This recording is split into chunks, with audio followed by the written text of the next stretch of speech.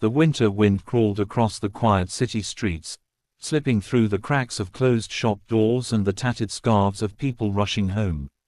Evening was falling, and with it came a kind of loneliness that clung to the air like fog. A small bakery on the corner still glowed warm from inside, its glass fogged from fresh bread and simmering soup. The scent drifted into the street, carrying comfort, carrying memories, carrying warmth the way the night no longer could.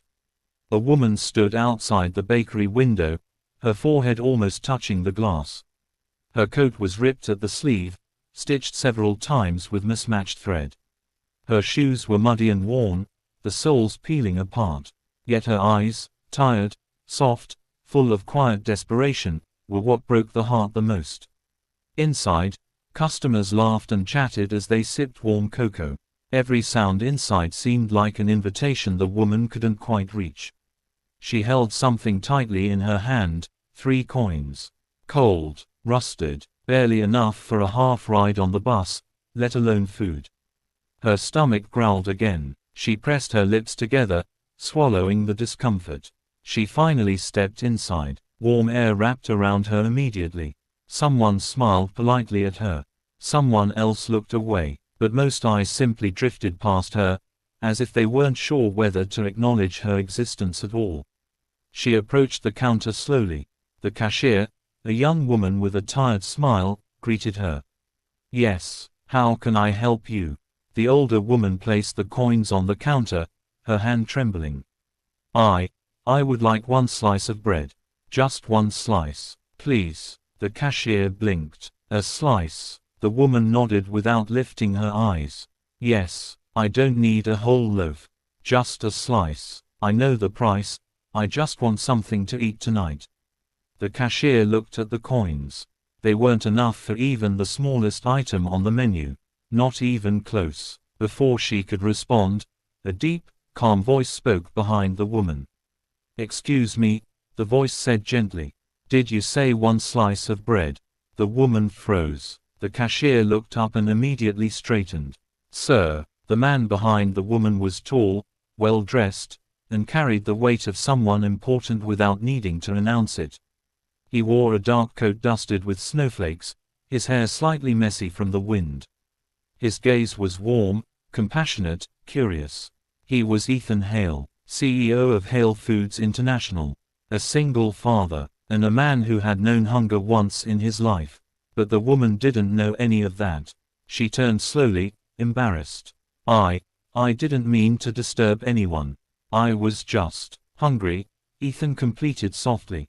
She lowered her gaze. "Yes." He took a breath that clouded in the warm bakery air. "What's your name?" "Maria," she whispered. "Maria," he repeated as if it mattered. "When was the last time you ate properly?" She didn't answer, but her silence said everything. Ethan stepped to the counter. "Bring her a bowl of soup, the fresh sourdough loaf, and some warm tea." The cashier hesitated. "Of course, sir. Should I?" "Yes," he said firmly. "And please serve it at the table by the window." Maria's eyes widened in panic. No, sir, I can't accept that. I don't want charity. I only have a little money. I wanted to pay for what I could." Ethan looked at her with a softness that nearly unraveled her. "This isn't charity," he said. "This is humanity." She shook her head. "I don't deserve." "You deserve to eat," he said simply. Her lips quivered. He placed a hand over the small pile of coins on the counter and gently pushed them back toward her.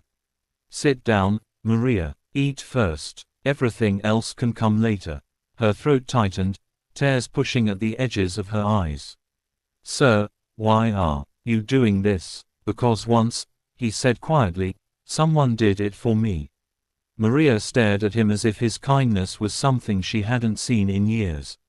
She moved to the table slowly, as if unsure she really belonged there. The bakery workers brought the food. Steam rose from the bowl. The bread crackled as it was set down. The tea smelled of honey and lemon. Maria looked at the feast in front of her, food she hadn't tasted in months, and something inside her broke. She began to cry quietly. Ethan sat across from her without asking permission, simply being there. Maria wiped her tears quickly. I'm sorry. I don't usually. You don't have to apologize for being human, Ethan said. She took the first sip of soup, and her eyes fluttered shut. Memories of better days washed through her. The warmth, the flavor, the comfort. She took another sip, and another, as if afraid it would all disappear. Ethan watched her, his heart heavy with something old and familiar. After several minutes, he spoke. Are you sleeping somewhere safe? Maria hesitated. There's a shelter near 7th Street. They don't always have space. But I wait. Do you have family? She shook her head slowly. My husband passed away 2 years ago. Then, everything changed. Ethan listened, not just with ears, with empathy. What did you do before?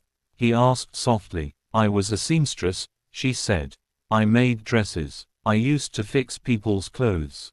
Her voice grew small, but when my hands started to hurt from arthritis, I couldn't keep up.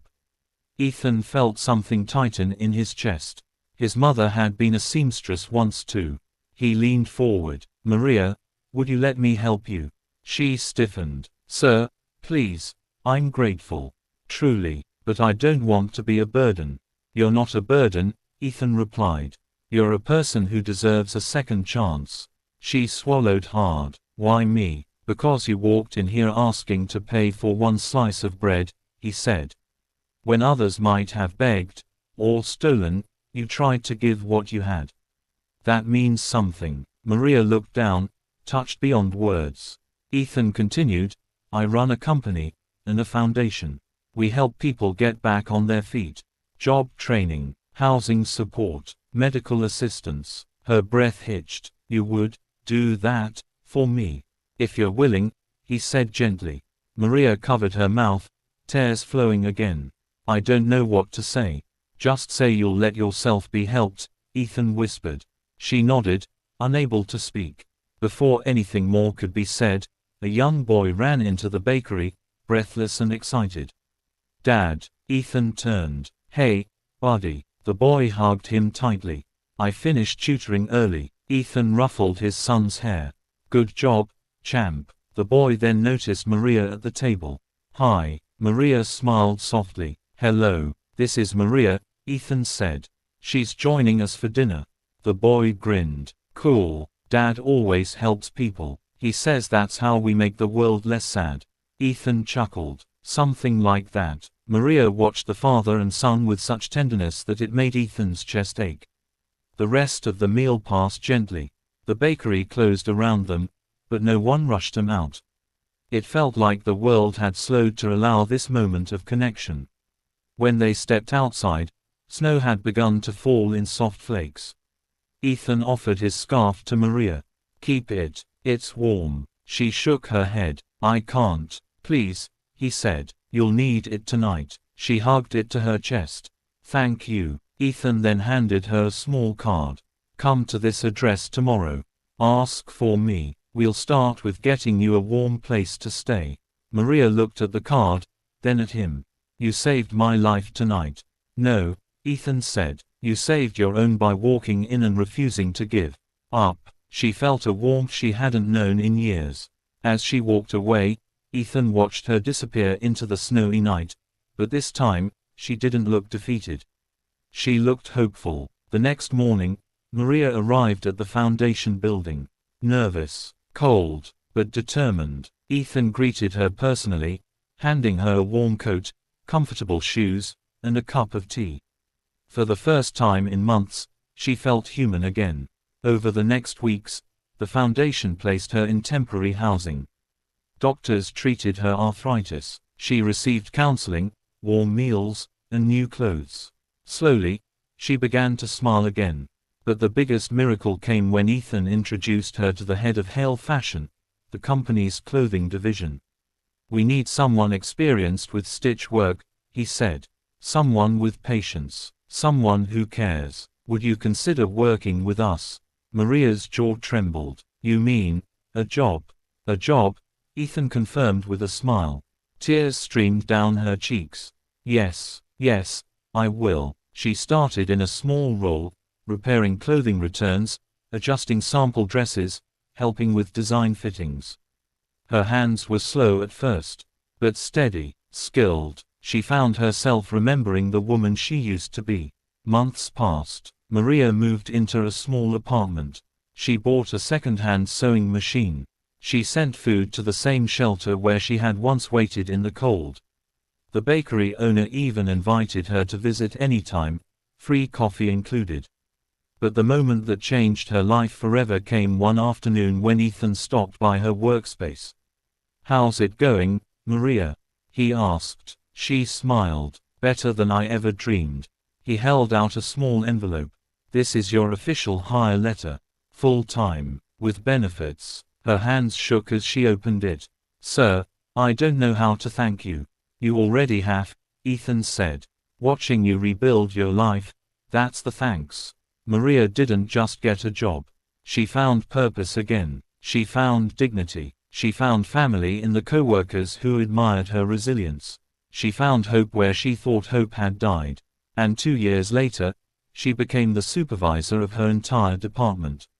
Every time she saw someone struggling, someone hungry, someone alone, someone standing outside a bakery with only a few coins, she remembered Ethan's words. "Sit down. Eat first." Maria would repeat them softly whenever she offered help to someone new. The story spread across the city.